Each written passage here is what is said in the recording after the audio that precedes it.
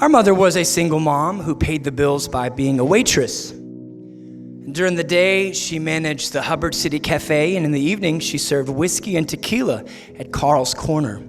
We didn't have any money, so there wasn't always childcare, and so Shantae and I spent many evenings tucked away in a booth watching Mama work her magic with her customers while Eddie Rabbit and Sylvia sang from the jukebox.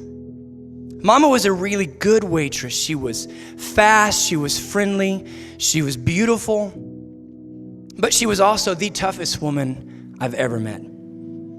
But she had to be, because people were mean. But the meanest people that she encountered weren't the men in the bars who would grab her in inappropriate places or call her very sexual names, or the ones that would write terrible things about her in the bathroom. The meanest people that she encountered were the church groups that came to her cafe on Sundays after church. Shantae and I started helping Mama out in the cafe when we got to be a little older. And because we went to church with our grandparents 10 miles away, no one even really knew that she was our mom. But there was one time in particular that a neighboring church came in, and I knew them, and I thought this is going to be a great experience for my mom. They will encourage her. But instead, they stayed for a really long time, way past closing, made a huge mess. And when it was time for them to leave, it was my job to bust the table. And when I got to the table, I was shocked by what I found. They didn't even leave a tip. Instead, they all left little notes. Some of them left packets on how to get to heaven and how not to go to hell. The first note that I read said, "Here's your tip. Wear less makeup. Quit dressing so provocatively and stop flirting with every man in this building." But the most hurtful one that I read was the last one, and it said, "We know how you spend your evenings and who you spend your evenings with, and we don't blame your parents for taking your kids from you."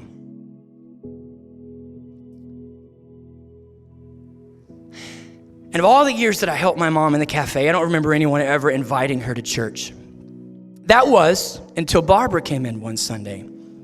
We were getting ready to close. It was about 2 o'clock, and she poked her head in and she said, "Is it too late for me to have lunch?" And Mama said, "No, come on in."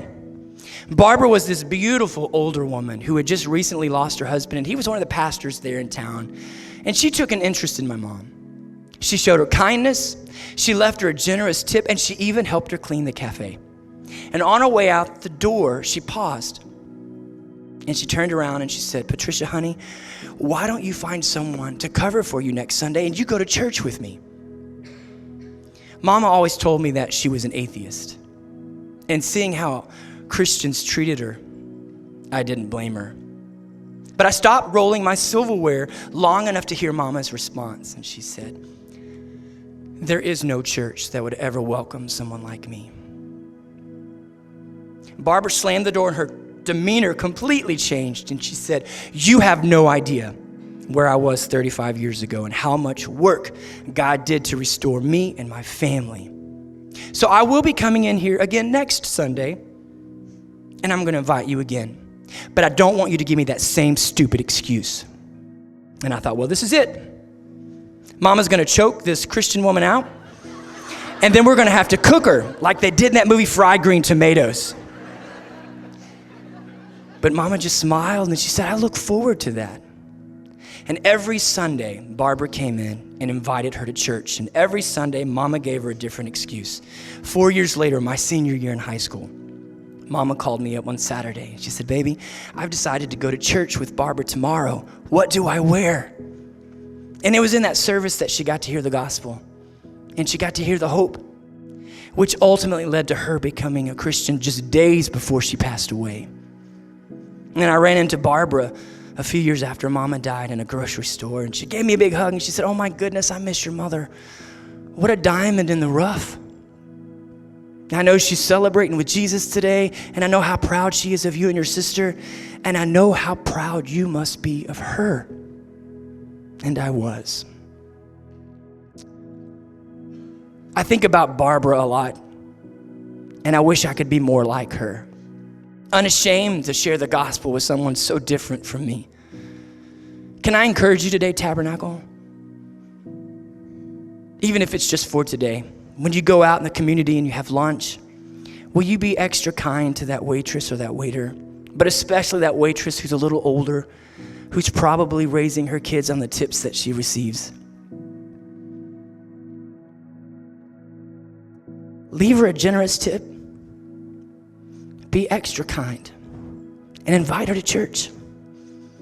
You just never know who might be sharing a testimony about you in church 30 years from now. This next song is a song that we wrote for all those people that are still searching for that missing piece. Nothing I've left behind compares with my life with Jesus. I hope the song encourages you the way that it encourages us.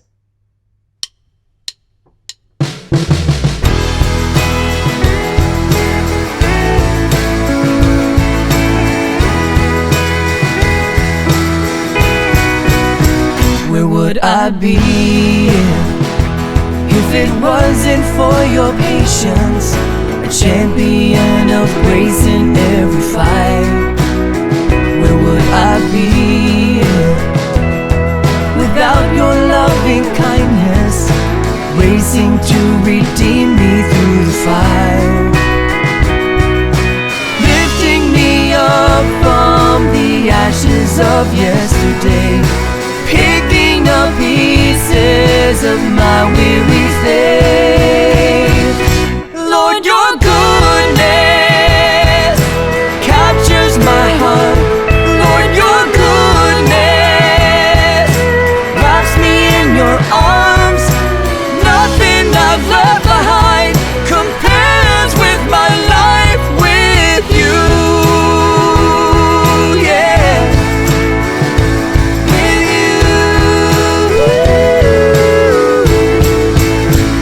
Battle's won, yeah. Every stronghold is demolished.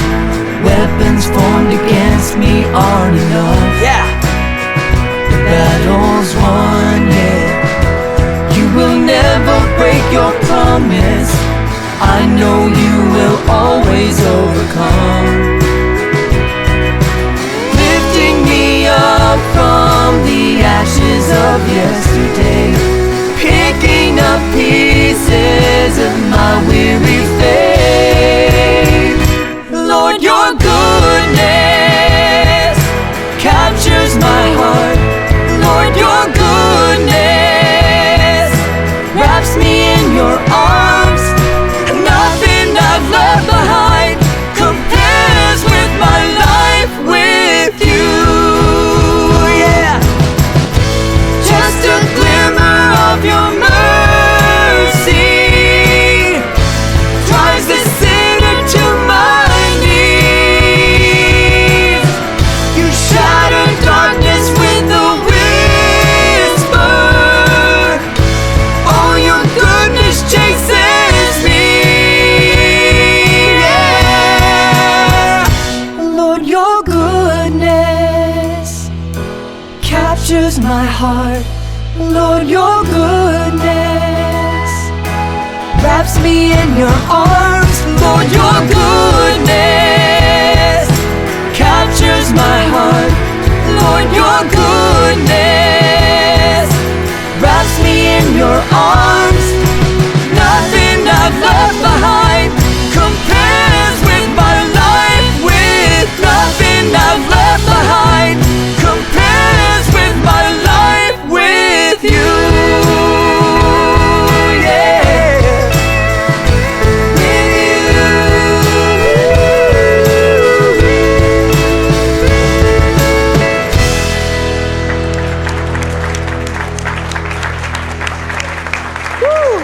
I'm thankful for his goodness.